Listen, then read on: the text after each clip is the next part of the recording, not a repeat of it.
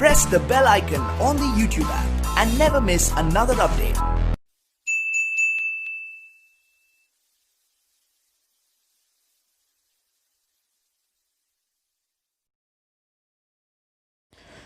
అందరికీ నమస్కారం. ఈ వీడియోలో మనం 4వ పాఠమైన అసామాన్యులు 2వ భాగం నేర్చుకుందాం. అయితే మనం నేటి సమాజంలో నగలు అంటే దాదాపుగా అందరికీ ఇష్టమే. నగలు ఇష్టం లేని వాళ్ళంటూ ఎవరు కూడా ఉండరు. ఇష్టం లేని వాళ్ళు ఎవరైనా ఉన్నారా అంటే ఎవ్వరు కూడా ఉండరు. ఏదో ఒక నగ అంటే అందరికీ ఇష్టమే. ఉంగరం కావచ్చు, అది మెడలో చైన్ కావచ్చు, ఇంకేదైనా కావచ్చు, అది అందరికీ ఇష్టం ఉంటుంది. నగలలో మరి అలంకరణకు మనం వాడుతూ ఉంటాం నగలని. అయితే ఈ నగలని చెప్పాలంటే గాజులు, చెవిలో మన చెవి అలంకరించుకునే కమ్మలు, ముక్కుపుల్ల, సిగబిల్ల, నడుముకు వడ్డానం, అలాగే కాళ్లకు కడియాలు, వేళ్లకు ఉంగరాలు, ఇలా రకరకాల ఆభరణాలు ఎన్నో ఉన్నాయి. అంటే మనం ఆపాదమస్తకం ధరిస్తూనే ఉండేవారు. అంటే కాలి గోరి నుంచి అలాగే తల వెంట్రుకల వరకు ఆపాదమస్తకం అని అంటారు. అలా ఆపాదమస్తకం మరి ధరించే ఆభరణాలు కూడా ఉన్నాయి. అయితే ఇప్పుడేమో కానీ పూర్వకాలంలో చూస్తే 7 వారాల సొమ్ములు, 7 వారాల నగలు ఉండేవంట. అంటే ఆదివారం నుంచి మళ్ళీ నెక్స్ట్ వరకు శనివారం వరకు ప్రతి వారం ఏది అంటే ఎలా ధరించాలి, ఆదివారం ఒక రకం, సోమ, మంగళ, బుధ, గురు, శుక్ర, ప్రతి వారాల నగలు ఉండేవి. అంటే 7 రోజులకి 7 రకాల నగలు ధరించేవారంట. అయితే అప్పుడే అన్ని రకాల నగలు ఉన్నప్పుడు మరి నేడు ఆధునిక సమాజంలో రకరకాల నగలు అందుబాటులోకి వచ్చాయి, రకరకాల వస్తువులు అందుబాటులోకి వచ్చాయి. కాలం మారుతున్న కొద్దీ వివిధ నగలలో రూపాలు మార్చుకొని కొత్త కొత్త ఆభరణాలు ఎన్నో తయారు చేస్తూ ఉన్నారు. మరి ఆభరణాలు తయారు కావాలంటే మనకేమీ కావాలి? బంగారం కావాలి. అలా బంగారాన్ని అంత గొప్పగా రకరకాల అలంకరణ రూపంలోకి తీర్చడంలో ఎవరి శ్రమ దాగి ఉంటుందో మనకు తెలిసిందే. స్వర్ణకారులు అంటాం కదా, వారి శ్రమ దాగి ఉంటుంది. అలా ఆభరణాన్ని తీసుకువచ్చే వాళ్ళు స్వర్ణకారులు. అలా వారి శ్రమ ఎంత గొప్పగా ఉంటుందో, ఇందులో వారి శ్రమ ఎంత దాగి ఉందో తెలిస్తే మనం ఆశ్చర్యపోతాం. మరి బంగారం మరి ఆభరణాలుగా రూపుదిద్దుకోవాలంటే ముందుగా బంగారాన్ని మూసలో వేసి బొగ్గుల కొలిమిలో ఉంచి కరిగిస్తారు. అలా బంగారం ఉట్టిగానే కరుగుతుందా? కరగదు. చాలా ఆ గొట్టం సాయంతో ఊది ఊది ఊది మరి ఆ బంగారాన్ని చాలా కష్టంతో కరిగించే ప్రయత్నం చేస్తారు. నేడు రకరకాల వస్తువులు వచ్చాయనుకోండి, అది వేరు. అయినా వీరి యొక్క శ్రమను మనం తగ్గించి చూసే ప్రయత్నం చేయలేం. అలా ఈ స్వర్ణకారులకు ఒక కొలిమి ఉంటుంది. ఆ కొలిమిలో నిప్పు రాజేయడానికి నిప్పులు మరి ఇంకా మండడానికి బాగా ఊదాల్సి ఉంటుంది. అలా ఈ బంగారం పనిచేసే వాళ్ళు బాగా ఇలాగే ఊది ఊది ఊది అనారోగ్యం పాలై చాలా రకాల ఇబ్బందులు పడ్డ వాళ్ళు అనేకం ఉన్నారు. అది బంగారంతో మనం గాజులు, చెవిలో కమ్మలు, ముక్కుపుల్ల, సిగబిల్ల, వడ్డాణం, కడియాలు, గజ్జలు, ఉంగరాలు, ఇంకా రకరకాలవి మొదలైనవి ఎన్నో ఉన్నాయి. ఆ బంగారమే కాదు, మనం రోజువారీగా రకరకాల బంగార ఆభరణాలతో పాటుగా మనం వెండి వస్తువులు కూడా తయారు చేస్తూ ఉన్నారు స్వర్ణకారులు. అలా కాళ్ళ పట్టీలు కావచ్చు, ఇంకా ఏదైనా కావచ్చు, కడియాలు కావచ్చు, కాళ్ళ కడియాలు కావచ్చు, ఇవి వెండితో తయారు చేస్తారు. అలా ఈ వెండి వస్తువులు, బంగారు ఆభరణాలే కాదు, వెండి వస్తువులతో తయారీలో కూడా వీళ్ళ కళాదృష్టి, అలాగే వీళ్ళ నేర్పరితనం అనేది చాలా గొప్పగా ఉంటుంది.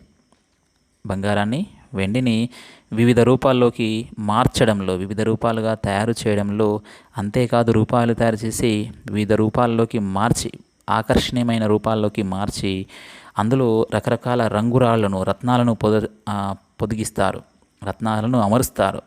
అలా ఈ బంగారు ఆభరణాలుగా చేసి రత్నాలను మరి అందులో పొదగాలంటే చాలా నైపుణ్యం కావాలి, సునిశ్చిత దృష్టి కావాలి, అలాగే సున్నితమైన చాలా సెన్సిటివ్ వర్క్ అనేది తెలిసి ఉండాలి. అంత గొప్ప పనివారు స్వర్ణకారులు.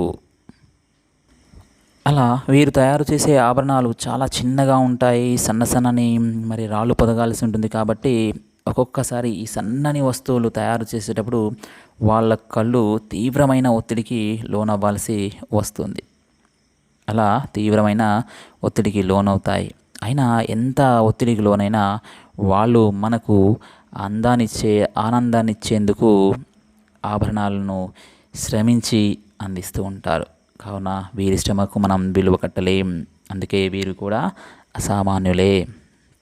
అలాగే ఈ స్వర్ణకారుల తర్వాత చెప్పదగిన వారు మరి నిత్యం వాళ్ళు ఏం చేస్తారంటే ఇనుముతో వస్తువుల్ని తయారు చేస్తూ ఉంటారు. అలా ఇనుముతో వస్తువులను తయారు చేసే వారిని ఈ కమ్మరి వాళ్ళు అంటారు. అలా వీరేం చేస్తారు, కమ్మరులు తమ యొక్క కష్టాన్ని శ్రమను సమాజం కోసం త్యాగం చేస్తారు. మరి ఈ ఇనుముతో వస్తువులు ఏమేమి తయారు చేస్తారు? మన దేశమే వ్యవసాయ ఆధారిత దేశం కాబట్టి ఆ వ్యవసాయానికి పనికి వచ్చే మరి నేల దున్నేటటువంటి నాగలి కర్రు కావచ్చు, అలాగే గుంటుక అంటాం, దానికి ఉన్నటువంటి పలుగు కావచ్చు, ఇంకా ఏదైనా వ్యవసాయ పనిముట్లు ఇంకేదైనా కావచ్చు. మనం చూసుకుంటే ఇనుముతో వాళ్ళు చేసే నాగలి, కర్రు ఇది ఎందుకు ఉపయోగపడుతుంది? భూమిని దున్నడానికి చాలా ఉపయోగపడుతుంది. అలాగే నేలను తవ్వడానికి పార, అలాగే గడ్డపార, అలాగే మన ఇంట్లో అత్యవసర పనిముట్లైనటువంటి కొడలి, గొడ్డలి, సుత్తె ఇలాంటి వస్తువులు చాలా వ్యవసాయానికి ఉపయోగపడుతూ ఉంటాయి. అలా వ్యవసాయానికి అవసరమైన వస్తువులన్నీ, పనిముట్లన్నీ వీరు తయారు చేస్తారు. అంతేకాదు వీరు ఏం చేస్తారు, మనం దగ్గర ఉండే వ్యవసాయపు అత్యవసరమైన వస్తువు అయినటువంటి బండి, ఎద్దుల బండి ఉంటుంది కదా, ఆ ఎద్దుల బండికి సంబంధించిన చక్రపు గిర్ర అంటే పట్టా ఉంటుంది కదా, బండి చక్రానికి పట్టీ ఉంటుంది, కమ్మి అంటారు దాన్ని. ఆ పట్టీని కూడా తయారు చేసేవారు. ఈ పట్టీ అమర్చడం అనేది ఒక గొప్ప ప్రక్రియ, ఇంజనీరింగ్ ప్రక్రియ. అలాగే ఇవన్నీ ఈ కమ్మరి వాళ్ళు ఎక్కడ తయారు చేస్తారు? వారికి ఒక ఉత్పత్తి కేంద్రం ఉంటుంది. ఈ వస్తువుల యొక్క ఉత్పత్తి కేంద్రం, దాని పేరే కమ్మరి కొలిమి. ఆ కమ్మరి కొలిమి నిత్యం నిప్పులతో కణకణ మండుతూ ఉంటుంది. ఎప్పుడు నిప్పులు కణకణ మండుతూ ఉంటుంది. ఆ నిప్పుల పక్కనే వేడిని భరిస్తూ, ఆ నిప్పుల పక్కనే చాలా వేడిగా ఉండే నిప్పుల కొలిమి పక్కనే ఆ వేడిని భరిస్తూ ఇనుమును కాల్చి సుత్తెతో మెత్తగా ఉన్న ఇనుమును, ఎర్రగా మెత్తగా ఉన్న ఇనుమును సుత్తితో కొడుతూ వారికి కావలసిన వస్తువుల యొక్క రూపాలను తయారు చేస్తారు. ఇట్లా చేయడానికి చాలా శ్రమ పడాల్సిన అవసరం ఉంటుంది. అందుకే వీరు కూడా అసామాన్యులే. కమ్మరుల తర్వాత చెప్పాల్సింది వడ్రంగులు. వీళ్ళ పనితనాన్ని ఒకసారి చూస్తే వీరు కూడా ఎక్కువగా నేడు వేరైనా పూర్వం రోజుల్లో తీసుకుంటే మరి వ్యవసాయానికి వెన్నుదన్నుగా ఉన్నవారు వడ్రంగులు కూడా. మనకు ఆహారం కావాలంటే వ్యవసాయం ఉండాలి, వ్యవసాయం ఉండాలంటే భూమి దున్నాలి. మరి ఆ భూమిని దున్నాలంటే నాగలి ప్రధాన సాధనం. నాగలికి కమ్మరి చేస్తే నాగలిని రూపొందించే వాళ్ళే వడ్రంగులు. నాగలిని తయారు చేసేవారు వడ్రంగులు. అలాగే వ్యవసాయంలో మరో పనిముట్టు గుంటుక, గొర్రు ఇలాంటి పనిముట్లు కూడా వ్యవసాయంలో ప్రధానమైనవి. మరి ఇలా వ్యవసాయానికి సంబంధించిన వస్తువు కర్రతో తయారు చేయాలంటే ప్రముఖంగా కావాల్సింది వడ్రంగి పని వాళ్ళే. అలా ఈ వడ్రంగులు ఏం చేస్తారు, వ్యవసాయ పనిముట్లు తయారు చేయాలంటే ఏ చెట్టు కలప సరిపోతుందో వాళ్ళకు తెలిసి ఉంటుంది. కావున ముందుగానే వాళ్ళు చెప్తారు. పూర్వకాలంలో వడ్రంగులకు సంబంధించిన వాళ్ళ తాత ముత్తాతల కాలంలో వీళ్ళు ఎంతో పరిశోధించారు. ఎందుకంటే ఏ చెట్టు కర్ర దేనికి సరిపోతుంది, వ్యవసాయ పనిముట్టుకు సరిపోతుందికే చాలా రకాలుగా పూర్వం మనం చూస్తుంటే టేకు కలపను ఎక్కువగా వడ్రంగులు వ్యవసాయ పనిముట్లకు వినియోగించేవారు. అలా ఆ కొయ్యను మరి అలా సేకరించిన కలప నుంచి రకరకాల రూపాలను సృష్టిస్తారు వీళ్ళు. అలా రకరకాల రూపాలను సృష్టించడంలో వీరి యొక్క కష్టం, శ్రమ చాలా దాగి ఉంటుంది. అలా వీరేం చేస్తారు, తెచ్చిన వ్యవసాయ పనిముట్టు తయారు చేయాలి కాబట్టి వీళ్ళు దాన్ని ఆ చెక్కను కొయ్యాలి, అలాగే చెక్కేసేయాలి, అనవసర భాగాన్ని చెక్కేసేయాలి. అలాగే అది నున్నగా తయారవ్వాలంటే దూగడ పట్టాలి. స్మూత్గా రావాలి కదా, దువ్వడ పట్టాలి. అంతేకాదు తొలి చేయాలి. తొలి అంటే ఏంటి? రంధ్రం, హోల్, రంధ్రాలు కూడా చేయాల్సి ఉంటుంది. అలాగే బిగించాల్సి కూడా ఉంటుంది. ఇలా వడ్రంగి పనిలో ఎన్నెన్నో దశలు, ఎన్నెన్నో ప్రక్రియలు ఉంటాయి. అలా వడ్రంగులు మన సమాజానికి అందించిన మరో గొప్ప సౌకర్యం బండి, ఎద్దుల బండి. అందరికీ తెలిసిందే. ఇది ఎద్దుల బండి వ్యవసాయంలో ప్రధానమైన సాధనం. అలాగే ప్రయాణంలో పూర్వం మరి రవాణా సౌకర్యాలు లేని సందర్భంలో ప్రయాణానికి కూడా చాలా ఉపకరించింది. అంతేకాదు ఈ వడ్రంగుల వాళ్ళు మొన్నటి వరకు, దాదాపుగా కొన్ని సంవత్సరాల క్రిందటి వరకు ఇండ్లను కూడా కర్రతోనే నిర్మించేవారు. కలపతోనే నిర్మించేవారు. అంటే మన ఇళ్ళలో, పాత ఇళ్ళలో చూస్తుంటాం, దూలాలు ఉంటాయి, వాసాలు ఉంటాయి, మొగురాలు, ఇవన్నీ కిటికీలు, తలుపులు ఇప్పుడు ఉంటున్నాయి. కానీ పూర్వం ఇళ్ళల్లో మొగురాలు, దూలాలు, వాసాలు ఇవన్నీ వడ్రంగుల పనితనం మూలంగానే ఎలా అందంగా, చూడడానికి చాలా చక్కగా తయారవుతాయి. అంతేకాదు మన ఇంట్లో వాడుకునే వస్తువులు, మంచాలు కావచ్చు, కుర్చీలు కావచ్చు, అలాగే బెంచీలు, టేబుళ్ళు, ఇంకా రకరకాల వస్తువులన్నీ వడ్రంగుల చేతుల్లో తయారైనవే.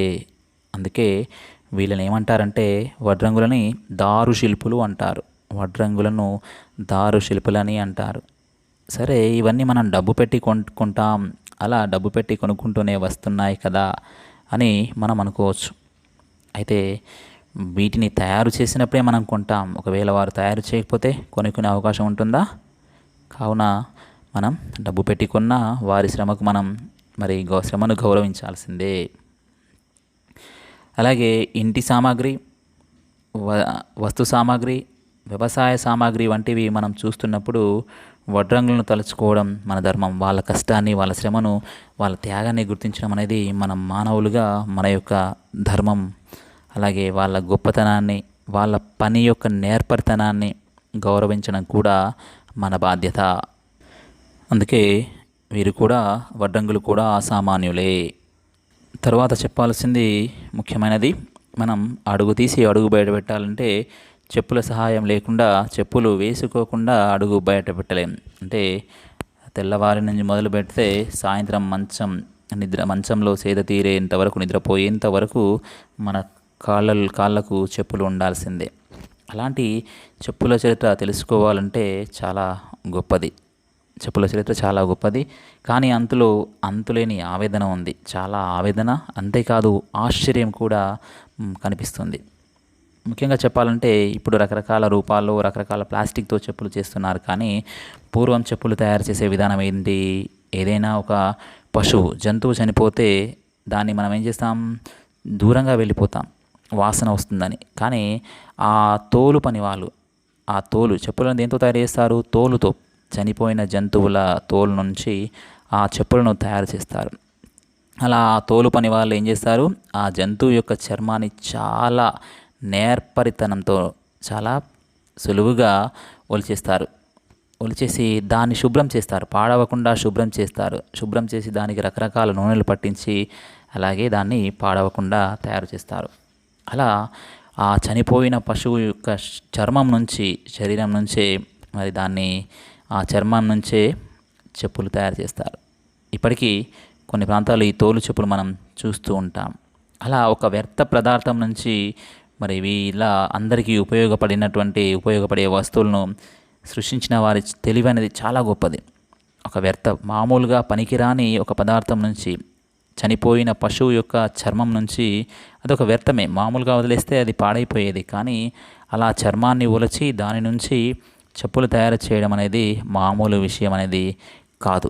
అందులో వాళ్ళు పడే శ్రమ చాలా అంతా ఇంత చెప్పరానిది. దాని శ్రమను మనం విలువ కట్టలేం.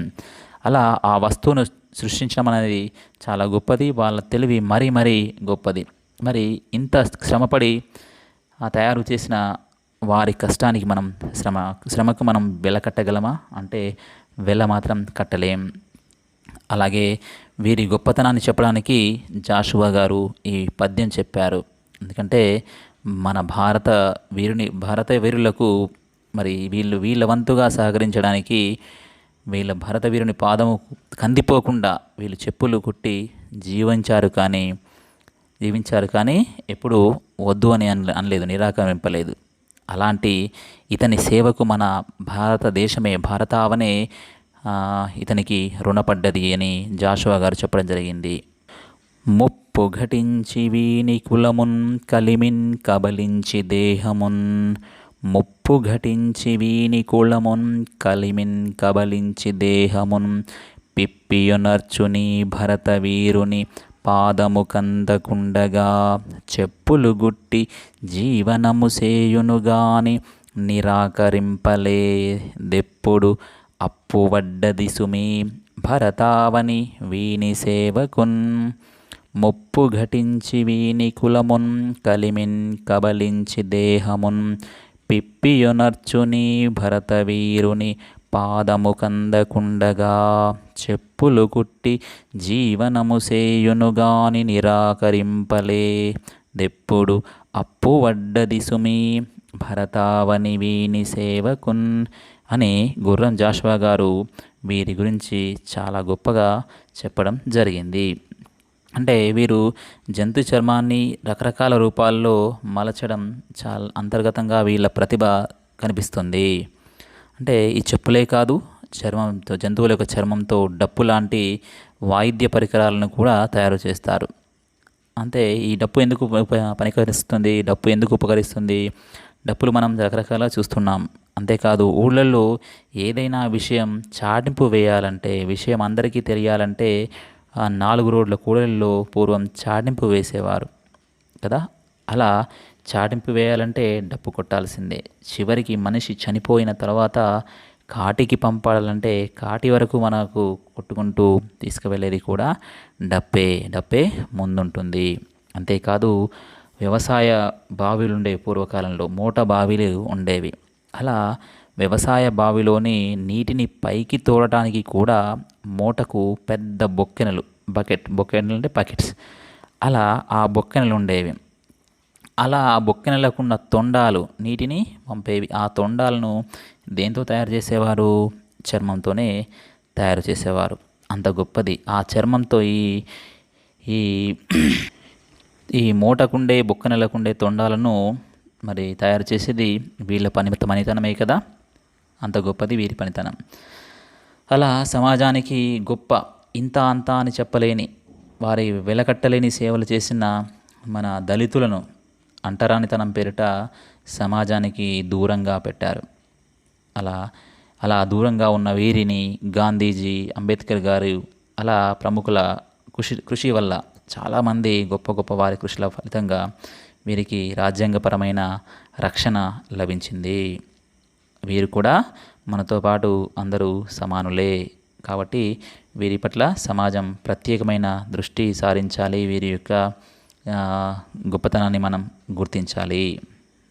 అంతేకాదు వారికి మనతో పాటు సమాన గౌరవం లభించేందుకు అన్ని విధాలుగా ప్రయత్నం జరగాలి. అందుకే వీరు కూడా అసామాన్యులే.